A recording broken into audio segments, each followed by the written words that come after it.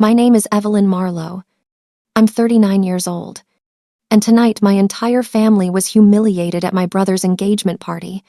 I watched my daughter choke back tears under the golden lights of a lakeside mansion while strangers laughed, whispering that we didn't belong there. I heard Bianca's voice slice through the music, calling Lena a thrift store girl, and something inside me cracked. The cold air, the champagne, the perfect smiles, everything felt like a weapon pointed at us. But what none of them knew was that the night wasn't over. Before I go on, tell me where you're watching from, and if you've ever felt overlooked or betrayed by your own family. Hit like and subscribe so you don't miss what comes next. I didn't always feel like an outsider in my own family. In fact, if you had met us 20 years ago, you might have thought Oliver and I were inseparable. We grew up in a small house on the edge of Hartford, a place where the windows whistled in winter and the floorboards groaned like old men. Mom always said it gave the house character, but even as a kid I knew it was just age. Still, those narrow hallways and tiny rooms held most of the early moments that shaped me, moments I didn't realize were carving wounds I'd carry into adulthood. I remember one evening clear as day. The kitchen smelled like garlic bread, and the cheap overhead light buzzed like a trapped bee. Oliver and I sat at the table, swinging our feet under the chairs. Mom set down a platter of lasagna, her specialty, and without hesitation, she scooped out the cheesiest, center-cut piece and dropped it on Oliver's plate. "There you go, sweetheart," she said, brushing his hair back. Then she glanced at my plate. "Evelyn, take one of the side pieces." Okay, the side pieces were always the dried edges. Barely any filling. I swallowed my protest and nodded.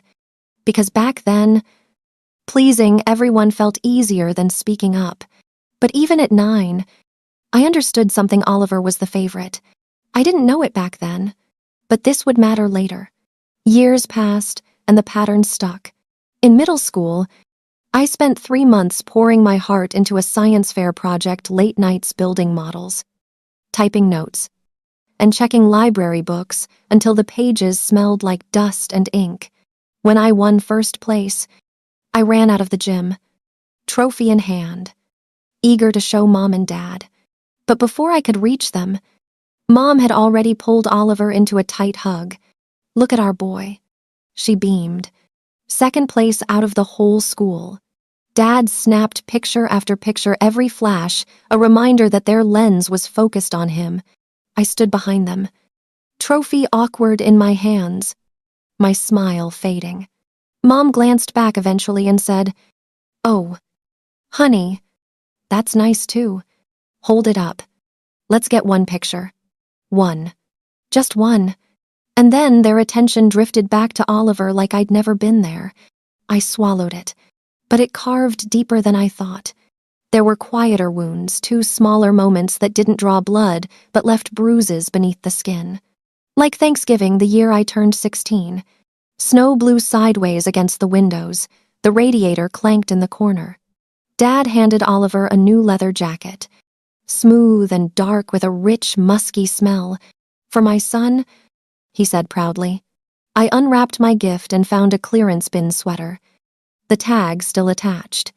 "You like blue, right?" Mom asked. I didn't, but I nodded anyway. Looking back, it's strange how silence becomes a habit. You get used to shrinking yourself just a little, folding your edges inward so no one sees how much space you could take if you let yourself. Oliver never meant to overshadow me. He just grew in the spotlight they handed him, while I learned to live in the dimmer glow. When I moved out at 18, my freedom smelled like gasoline and diner fries. I worked 2 jobs, tutoring in the afternoons and waitressing night shifts while taking community college classes. Meanwhile, Oliver floated between business ideas, most of them half-baked schemes that collapsed within months. He'd call me when things went bad. "I messed up. Can you help me out this one time?" One time became many. I remember one night in particular. I had just finished a double shift at the diner. smelling like burnt coffee and sweating through my uniform. My tips barely covered rent. But Oliver had called earlier, voice shaky, asking if I could lend him money to fix a mistake. So I went straight to his apartment. He opened the door wearing designer sneakers he claimed were on sale. I wanted to scream, but instead, I handed him the envelope of cash. He hugged me, smelling faintly of cologne and irresponsibility. "You're the best. Ev, I'll pay you back soon." He didn't. I swallowed it, but it carved deeper. I didn't know it then, but Graham would be the first person to really see me. We met in a coffee shop in Boston. The place had dim golden lights and old jazz records playing softly in the background. I was grading papers when a man in a worn flannel jacket sat across from me, asking if I minded sharing the table. His hair was slightly tousled, his manners gentle. His voice had this calmness like a lake before dawn. "You look like someone who hasn't taken a break in weeks," he said. "I look that bad?" I laughed. "No, just tired," he said. "There's a difference." I didn't know then that the quiet man across from me wasn't just a writer, but the CEO of a real estate empire. He didn't tell me for months. He picked me up in an old Jeep, took me to cheap diners, hiked with me on muddy trails, cooked me breakfast in a tiny kitchen. He let me talk. He really listened. By the time I learned who he truly was, I was already in love. And he told me something I'll never forget. "I wanted you to know me before you knew my world." We got married in autumn, amber leaves on the ground, crisp air, the smell of hot cider. Oliver got drunk and gave an embarrassing speech about how Ev always picks the good ones. I laughed it off. I always laughed things off. I didn't notice the first red flags with Bianca either. She arrived months later. Tall, elegant, expensive. A woman who entered a room like she expected applause. She shook my hand like she was handling a delicate item she didn't want to buy. "Oh, you work in non-profit," she'd said. Smile sugar-sweet. How noble. I felt the sting, but I brushed it aside. I didn't know it would come back later, louder. Then came the day I found out Graham had quietly helped Oliver with his housing. Oliver had been drowning financially, too proud to tell me. Graham confided in me only after the paperwork was finalized. "He's your brother," Graham said gently, "and I knew you'd want him to be okay." I was grateful, but a strange worry settled inside me. Was I enabling Oliver's delusions too? Was I helping him build a life he couldn't sustain? I didn't know it back then. But that single decision, the subsidy, would become the spark that ignited everything. Years passed, and life settled into a rhythm that felt almost peaceful. Our home in Vermont sat on a hill where the morning fog rolled like soft silk across the fields. The floors creaked in a comforting way, and the kitchen always smelled faintly of cinnamon because Graham insisted on baking every Sunday morning. Lena was born first, tiny, quiet, her eyes always searching. 2 years later came Theo, all energy and curiosity. A child who never walked when he could run. Those were good years. Simple years. But underneath the quiet, something in me was always bracing, waiting for the next moment I'd be reminded of where I stood in my family. I didn't have to wait long. It started with small things again. Almost laughable if they hadn't stung so much. Like the weekend Dad and Mom visited. The house was filled with the smell of roasted chicken, the kids running around barefoot, laughter bubbling everywhere.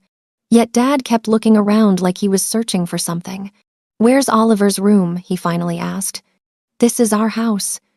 "Dad," I said gently, "Oliver doesn't live here." "Oh, right," he murmured, but disappointment flickered in his eyes. Quick and sharp, as if he'd come to see him. Not me. Mom spent half the trip on the phone with Oliver, asking if he was eating enough, if Bianca liked the flowers she'd sent. She barely noticed Lena showing her drawings or Theo performing his made-up superhero routine. By the time they left, the house felt colder even with the fireplace going. I swallowed it. but it carved deeper. One memory in particular still hits like a bruise. It was Christmas Eve. Snow drifting outside like feathers. The tree glowed with soft white lights. We spent hours wrapping presents in the living room while the kids watched a holiday movie. Graham handed me a small velvet box. "For later," he whispered. But hours passed. Gift after gift opened, until only one remained, a large box for Oliver. Mom practically glowed. "Open it, honey." Inside was a designer coat, the kind that cost more than our monthly mortgage back then. My gift from them, a scented candle, one they'd accidentally left the clearance sticker on. $4.99. I told myself it didn't matter, but the truth, it lodged itself deep inside me. A splinter I pretended I couldn't feel. Life kept moving. I built my career in nonprofit management, working long hours, juggling budgets and community programs. Graham supported me through every promotion. Every exhaustion-heavy night when I'd collapse on the couch with my laptop still open. But even as I grew, Oliver grew faster, at least on social media. He joined networking clubs, bragging about startup investments.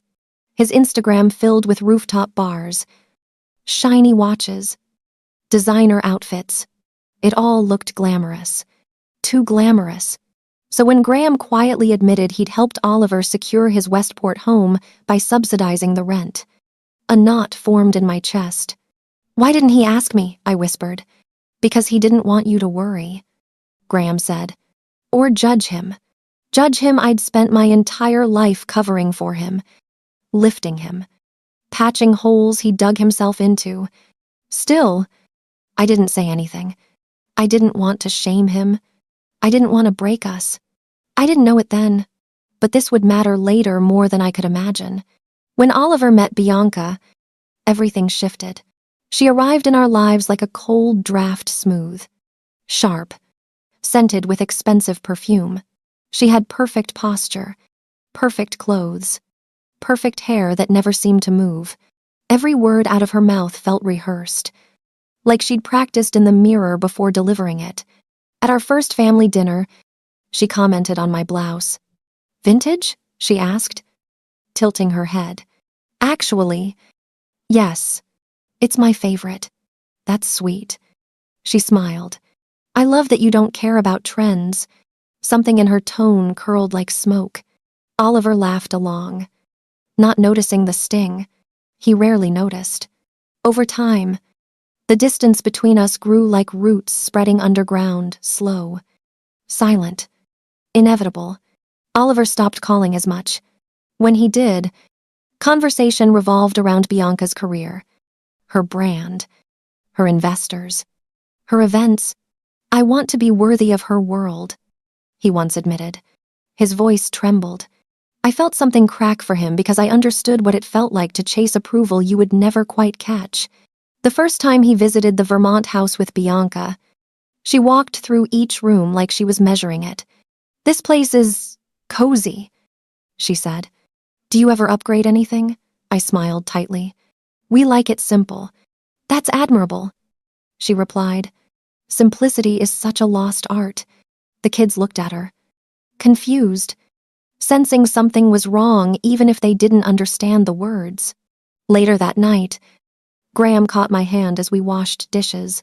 "You know she envies you, right?" I laughed. "Bianca, envy me. She envies the things she can't buy," he said quietly. "Stability, kindness, a family that doesn't need to perform." I didn't believe him. Not then. The engagement announcement came in an email. No call, no visit, just a glossy digital card with their perfectly retouched faces and a caption, "Building our empire together." I stared at it for a long time. My chest felt tight. Was I losing my brother? Or had I already lost him years ago? Still, I tried. I packed a thoughtful gift, a rare book Oliver used to love as a kid. I ironed my blouse, curled my hair, told myself this would be the night we'd reconnect. Maybe I'd overreacted. Maybe he still needed me. Maybe he still cared. Driving to Westport that evening felt like stepping back into a dream I wasn't sure I wanted to have. Lena read in the back seat. Absorbed in her book, Theo asked every 10 minutes if there would be cake. Graham held the steering wheel with one hand and my hand with the other, sensing my unease the way he always did. "You're thinking too hard," he murmured. "I just hope tonight goes well." "It will," he said, "and if it doesn't, I'll be right there." I didn't know it then, but what waited for us behind those glowing mansion doors was not a reunion. It was an unraveling, a slow, humiliating peeling away of every illusion I'd held about my family. By the time I realized what was happening, it was too late to turn back. But one thing would become painfully clear by the end of that night: the wounds from childhood had never healed. They had simply been waiting for the right moment to split open again. And Westport was where everything finally bled through. The moment we stepped onto the wooden deck of the Westport mansion, I felt it an almost electric shift in the air, like walking into a room where someone had just whispered something cruel. Maybe it was the way people paused mid-sip, their eyes flicking over our clothes. Or maybe it was the staff member with the tight ponytail and sharper smile who intercepted us before we made it 3 steps inside. "Name?" she asked. "Evelyn Marlowe," I said. "We're here for Oliver and Bianca's engagement." "Oh," she cut in gently. "The kind of gentle that bruises. You're the small-town guests." "Right this way." Small-town guests. The words lodged in my chest like a shard of ice. She led us past clusters of men in sleek suits and women in gowns that shimmered like expensive illusions. The air smelled like fresh lilies and champagne sweet. Intoxicating. Suffocating.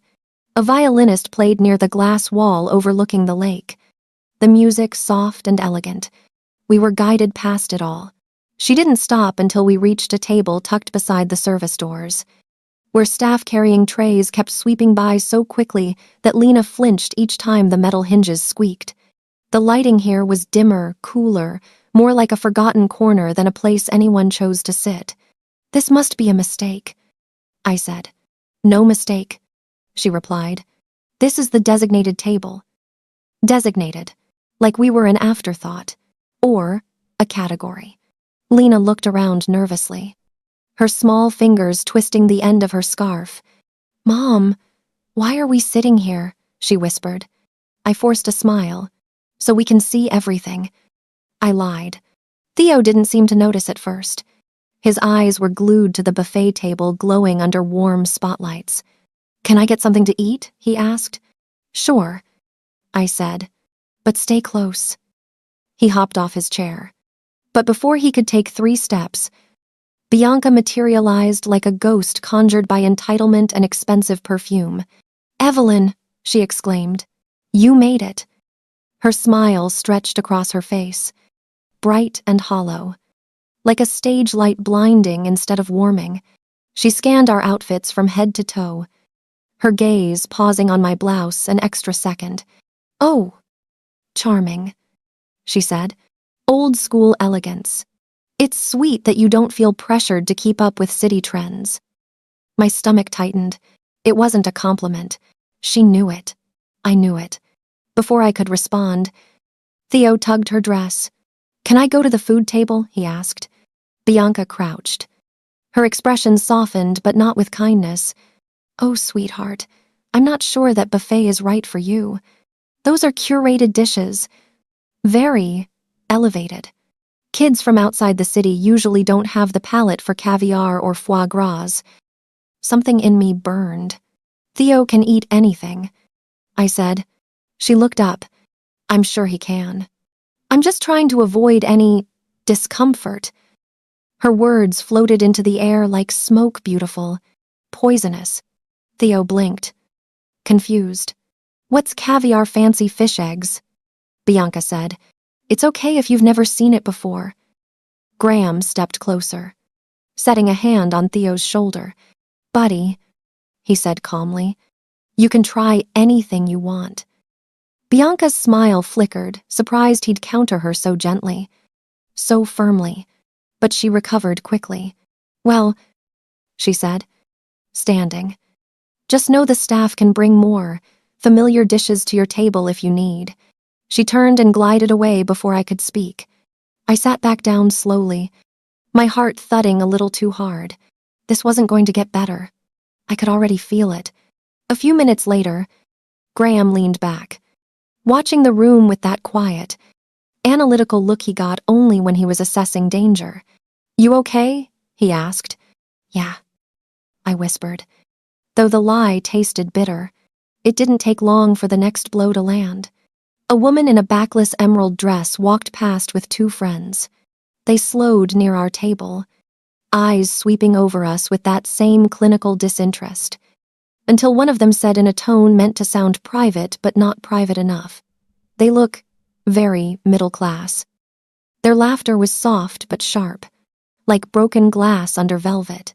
Lena's shoulders tightened. Theo looked down at his shoes. I swallowed the heat rising in my chest.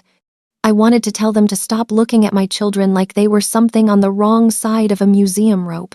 Instead, I forced my hands to unclench under the tablecloth, but the next hit came even faster. When Lena asked to go to the restroom, I told her to come right back. She nodded, brave as always. But when she returned, her eyes looked wrong shiny, swollen, about to spill. She sat down without a word. Her small hands shook. "Sweetheart," I said. "What happened?" She wouldn't look at me. Nothing. But something inside me braced. Finally, she said it, voice cracking. "Some girls," said my shoes look like they came from a thrift store. My pulse slammed in my ears. Before I could even stand, Bianca's voice drifted toward us. "Is everything okay over here?" She spoke loud enough for nearby guests to hear. Lena wiped her eyes. "Embarrassed. They made fun of my shoes," she whispered. Bianca's gaze slid down, lingering on the soft, taupe flats we'd picked together. And for the briefest moment, I saw its satisfaction. "Well," she said gently, "children here are raised with different expectations. They're accustomed to certain standards." My breath caught. She wasn't comforting her. She was explaining why it was okay, why it made sense. "And maybe next time," Bianca added, "you could prepare her better for an environment like this." The words landed like a slap. Lena stared at her lap. Theo shifted uncomfortably. Graham's jaw tightened. I felt something inside me rupture. But there was more to come. Graham didn't speak right away. That was the first sign the night was shifting. My husband was a quiet man. But when someone hurt our kids, silence became its own kind of warning. He placed a steady hand on Lena's back, slow, gentle, deliberate. Then he looked up, scanning the deck with that controlled, calculated calm I'd only seen a handful of times. Meanwhile, Bianca stood there, radiant under the warm lights, smiling like she had just handed down a royal decree and expected applause. And the crowd pretended not to watch while absolutely watching. I felt their eyes grazing us. Curious, judgmental, entertained. The kind of attention that wasn't about caring, but about waiting for something to break. And I was close, too close. Before I could open my mouth, a champagne glass clinked sharply behind us. Oliver was standing on an elevated platform near the lake, making some announcement about gratitude, love, and building legacies. His voice wavered in that dramatic way he used when he wanted to impress a room. People applauded. Bianca beamed. And our small table, pressed against the service door like we were the evening's inconvenience, sat in the shadows, clapping politely for a man who hadn't even noticed his niece crying. Graham leaned in. "We're leaving soon," he murmured. "Not yet," I whispered back. "I need to talk to Oliver first. I just need to understand what happened." Graham studied me for a moment. "I'll follow your lead," he said softly. That was the thing about him he never pushed, only stood beside me, steady as bedrock. But fate didn't give me the chance to find Oliver just yet. The next blow came from a direction I wasn't prepared for. A server passing by paused as he set down, refilled water glasses. He hesitated before leaning toward me slightly. "Ma'am, I was told to let you know the family photos will start soon." "Oh," I said, sitting up. "Thank you." Where he blinked once. The main lawn. But, his eyes darted to the coordinator across the deck. "She said your group isn't on the primary list. You can join after the VIP families finish." The humiliation hit like a punch.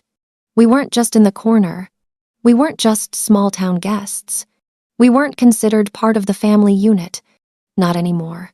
Lena didn't understand fully. But she saw my face change. Her little hand slipped into mine. Theo whispered, "Why do they get to go first?" I opened my mouth. But Bianca answered from behind us. "Because that's just how these things are organized. Certain groups are prioritized. It's nothing personal. Tradition." "Really?" Tradition. The word curdled inside me. Graham turned to her. Voice calm but sharp enough to cut air. "Tradition doesn't excuse cruelty." She blinked, taken aback, then forced another smile. "I think you're being dramatic. This is a high-profile event. Graham. Investors are here. Press contacts. It's important that everything looks polished. Polished, meaning you don't fit the picture." It took everything in me not to snap. Instead, I tried again. "Where's Oliver?" I asked. Bianca waved casually toward the crowd. "Oh, he's busy entertaining people. You know how it is, important circles. Important moments." Then she leaned in slightly. "And Evelyn, I know tonight must feel overwhelming. It's just different here. I hope you're not taking this too personally." I stared at her. Too personally, my daughter had cried. My son had been belittled. We'd been tucked away like clutter. And apparently, I wasn't supposed to take it personally. I inhaled slowly, grounding myself. "I'd like to speak to my brother," I said again. Bianca's eyes flicked toward the VIP cluster, where Oliver was laughing with a group of men in designer coats. She hesitated, a flicker of annoyance. Maybe fear that I'd make a scene, but eventually stepped aside. I walked toward the deck railing where Oliver stood. Every step felt heavier, like the air thickened around me. When I reached him, he turned with a practiced, host-like smile. "Ev, you made it," he said, pulling me into a half-hug that felt more like a PR gesture. "Why are we sitting by the service door?" I asked. He blinked, thrown off. "That's where the coordinator put you." I didn't know. You didn't check." I corrected quietly. He hesitated. "Tonight's just chaotic. You know how these events go." I looked him in the eyes. "No, I don't think I do." Before he could answer, one of his friends clapped him on the back. "Oliver, the drone crew wants you for a video shot." He gave me an apologetic shrug, half-hearted. "Just give me a bit. I'll come by." He didn't. I stood there, watching him walk away, swallowed by people who barely knew him but mattered more to him than I apparently did. When I returned to the table, Bianca was already there, arms crossed, foot tapping like she was waiting to deliver another blow. And she did. "I just hope," she said sweetly, "that your children aren't too shaken. Events like this can be aspirational. Maybe it'll motivate them." Graham stood. It wasn't dramatic. It wasn't loud. It was a quiet, final movement like the closing of a door. "Enough," he said. The word hung in the air, heavy as stone. Lena clung to my arm. Theo stepped behind Graham instinctively. My pulse pounded. But I felt something else rising to clarity.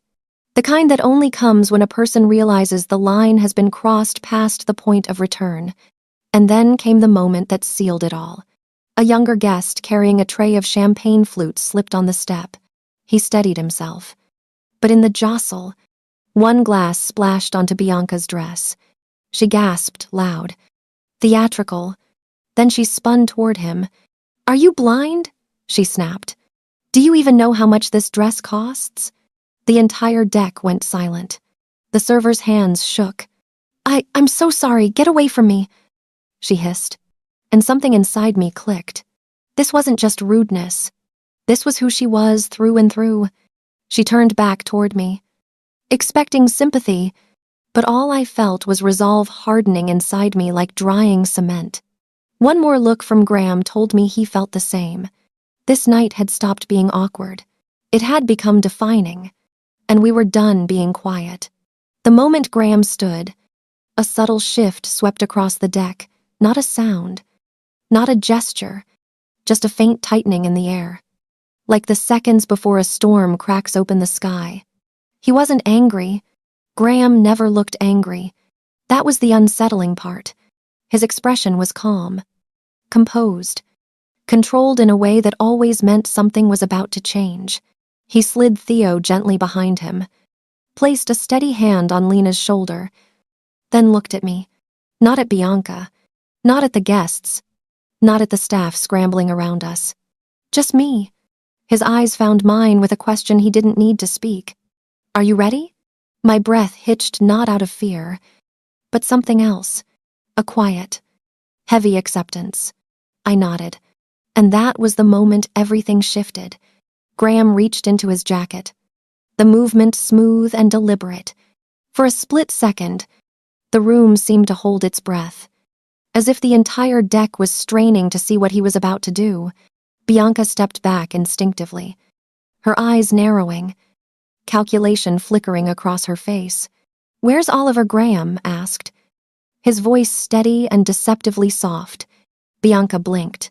"He's busy. He doesn't need to be dragged into Bianca," Graham said, with the steady patience of a man who'd given his last inch. "Get him." It wasn't loud. It wasn't forceful, but it was final.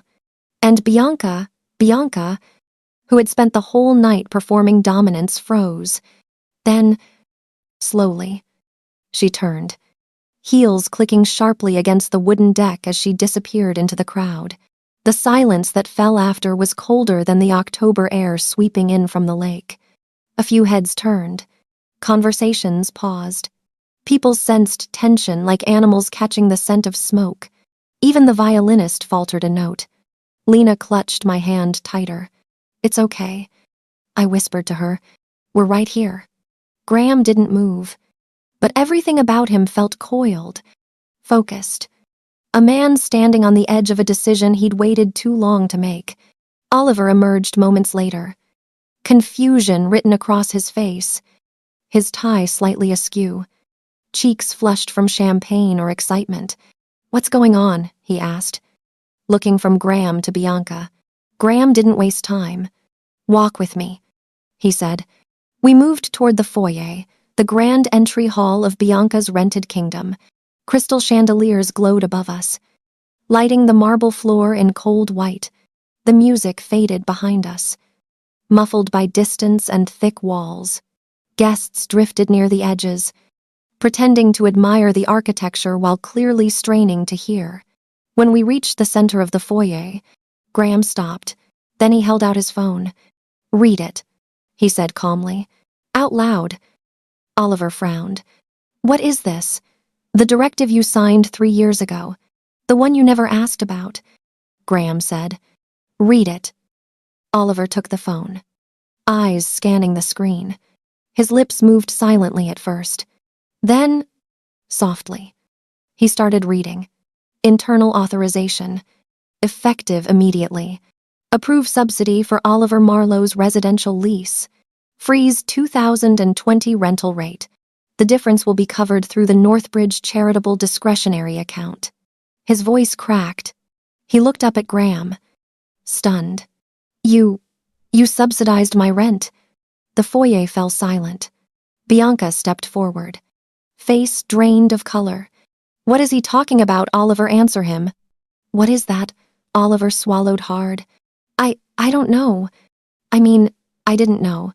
I thought it was a good rate because..." He looked at her guilty, ashamed. "Because of your contacts." "My contacts," Bianca barked, her voice pitching up. "Are you kidding me?" You told me you negotiated that lease like a professional? Graham slipped his phone back into his pocket. Oliver didn't negotiate anything, he said quietly. I approved the lease myself. My brother's shoulders slumped as if he'd been punched. Graham stepped forward, not aggressively, but with a quiet authority that made the room shrink around him. You've been living in a property you cannot afford. And Bianca, he turned to face her fully, you built your image, your brand, your grand lifestyle on something you never earned. Bianca's jaw trembled. That's a lie, she snapped. I have built everything I have, every deal, every investor. You leveraged this house. Graham cut in. You used this address on your investor decks. You used the aesthetic in your campaigns. And you did it while mocking my wife and children for wearing simple clothes. A ripple went through the crowd. Some guests stepped back. Some leaned in. And then Graham pulled up one more file. You want to talk about class? Bianca, he asked, tapping the screen. Here's the anonymous email you sent to property management trying to request upgraded furniture to reflect your personal lifestyle and brand image. Times Farah. Her face shattered. I never, yes, Graham said calmly. You did. Oliver looked devastated. You told me the house came fully furnished, he whispered. Bianca didn't answer. Her silence was confirmation enough. And in that moment, something inside me finally broke open, not in pain, but in clarity. Graham looked at Oliver one last time. Your lease ends next month. I won't be renewing it. You have 30 days to find a home that matches your reality, not hers. Bianca gasped. You can't do this. This is my house. Graham's voice dropped to a near whisper. No, it isn't. The foyer held its breath. Then Graham turned, took Lena's hand, helped Theo zip his jacket, and offered me his arm. We walked toward the door as the guests parted like a silent sea, their gazes following us curiosity, disbelief, a sliver of respect. Behind us, Bianca's voice rose in shrill, broken notes, arguing, accusing, unraveling. Oliver didn't run after us. Not yet.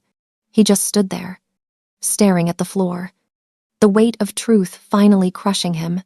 Outside, the night air was cold enough to sting, but for the first time all evening, I felt like I could breathe.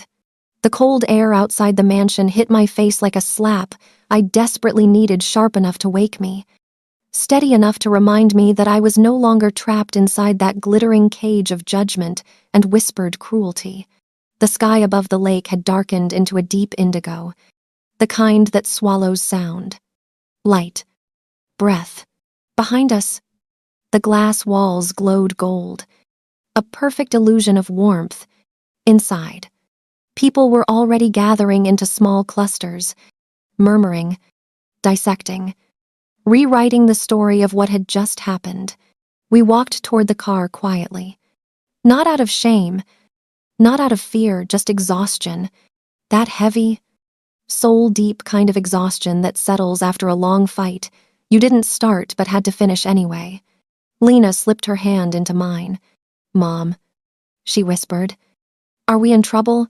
No, sweetheart, I said softly. We're finally out of it. Theo looked up at Graham.